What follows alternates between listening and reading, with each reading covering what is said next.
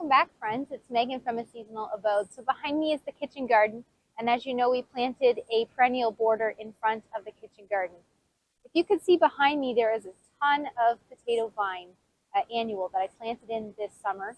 Now, the reason I planted the potato vine was because it was a large garden that we were putting in, and I didn't have the all the plants ready to put into the ground in the springtime. So I planted in an annual of the potato vine, and it worked great. It covered the area that didn't have any plants, and it kept out the weeds from coming in. So we're getting closer to fall, and I have some ideas to add some fall interest to the garden. So what we're going to be doing today is we're going to be pulling out that potato vine, and we're going to be replacing it with a perennial. So I was really happy with the color combination of the potato vine with the other things that were planted here. So I wanted to find a perennial that would fit the same kind of color scheme, and so I ended up choosing Sweet Flag is its common name. The variety that I chose is called Oborzuki. Hopefully I'm not butchering that pronunciation. I think it's Russian or something. But so yeah, this grass is variegated. I don't know if you can see that on the video. It's yellow, golden color with green in it, and it's a perennial. It loves the sun, and this is a full sun location. It's great for the edge of borders, also good in containers. This plant is hardy down to zone 4. It gets 25 to 30 centimeters in width and 25 centimeters high. So I thought this would be great to plant along the edge of the border here in front of the Little Lime Punch hydrangea hedge. So I picked up 6 of these. I'm going to be planting 3 on the one side of the arbor and 3 on the other side. The next plant I wanted to share with you is another grass, actually. I was looking for something that would provide some fall interest as well as winter interest and not be an evergreen. So the next plant that I'm planning on adding into this garden here is another grass. So I was looking for something that would add some fall and winter interest without it being evergreen. So I chose this grass here. It's a Panicum virgatum, and it is called Prairie Winds or Cheyenne Sky by Proven Winners. It is a grass that is clump forming. That means it doesn't spread. It just slowly grows out as a clump. It comes out with a blue-green foliage, and as the summer turns into fall, the grass will turn red color, and it will get purple, winey colored plumes on the top. And I thought that would be very beautiful in the fall months. I should mention that this is hardy down to zone 4, I think zones 4 through 9, and it gets 36 inches high by 18 inches wide, so 3 feet by 1.5 feet.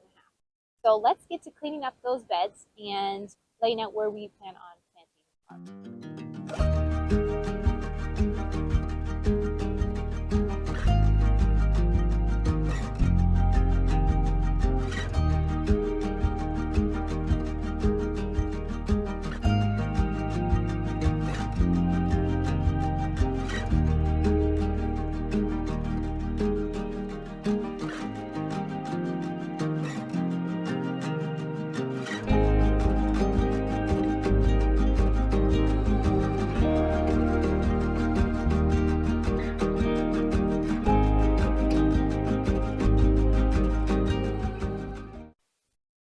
I really like this. This is the Oborzuki grass, Sweet Flag, golden Sweet Flag, in front of the Little Lime Punch hydrangeas. I think it's going to look great as a border plant here. I love watching grasses blow in the wind. One fell over there. Okay, we are going to place the last 2 grasses, which I'm planning on putting on the ends of the garden bed. So right there in the corner there, only one over there. So, and then we can get to planting.